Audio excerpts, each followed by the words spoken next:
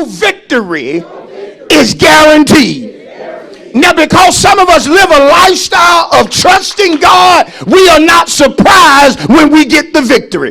We are never caught off guard when God blesses us, promotes us, sends us better, does for us the good measure, the press, the shaking.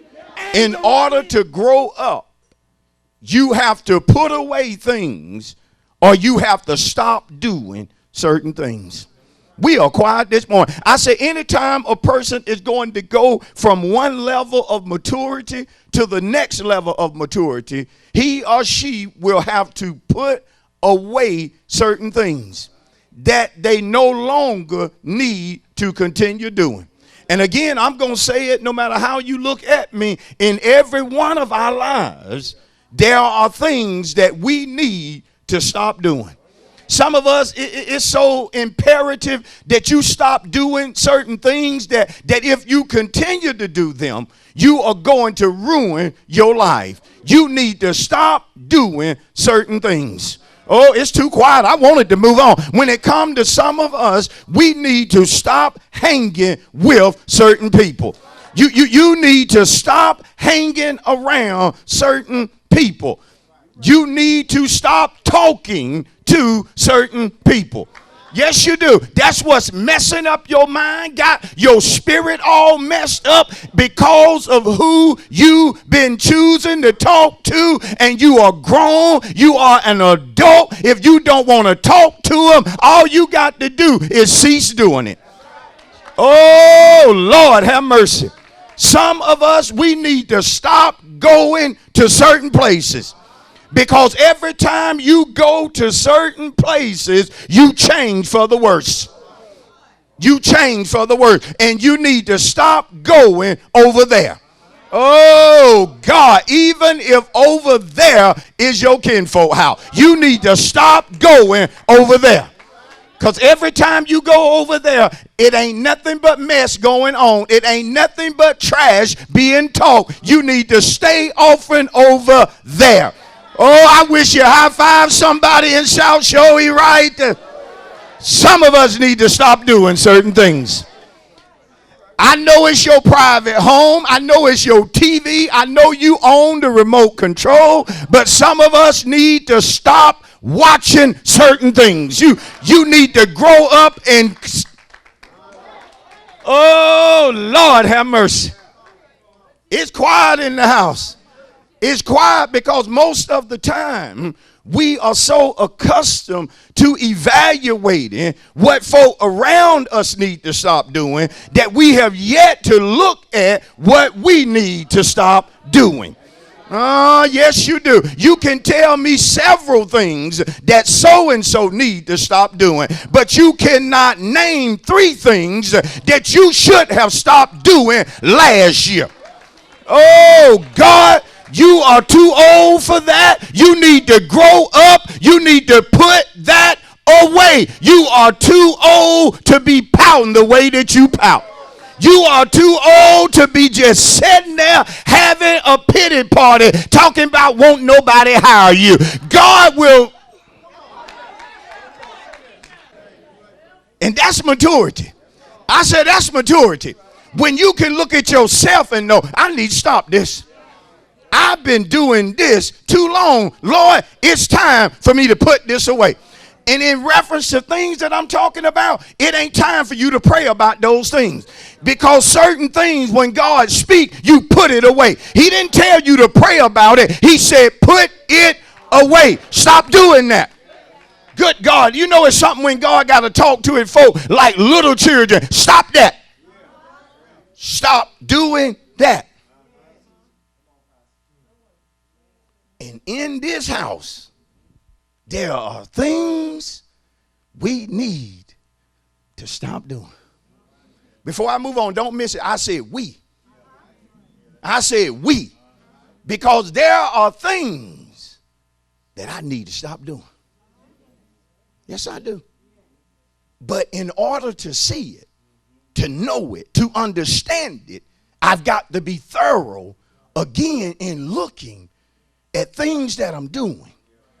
If you really want to prosper, stop doing things that keep you broke. Just stop. I say just stop. If you really want your marriage to work, stop mistreating your spouse. Just stop it. Stop talking to him or her in a way that's not good. Just stop it. Come on. If you really want to succeed at school, get your degree, you got to just stop being idle, sitting around doing nothing. Because successful folks are not successful from doing nothing. You have to learn what it is you need to be doing and what you don't need to be doing. That's only for folk that's serious. Looking at your life right now. When it comes to prayer, we never need to cease or quit talking to God. The Greek word that Paul uses is prosoukima, which simply means to talk to God. You don't need to quit talking to God. You are being challenged. You are going through trials, but don't stop talking to God.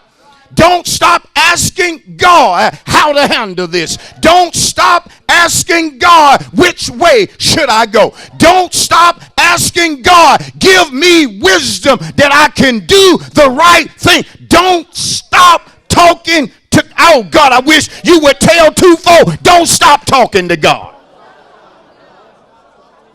Good God, I wish I had some preachers in here to shout to another person and tell him or her, whatever you do, don't stop talking to God. Pastor, I'm going through something. Don't stop talking to God. The Greek word he uses is the antithesis of casual talk or small talk.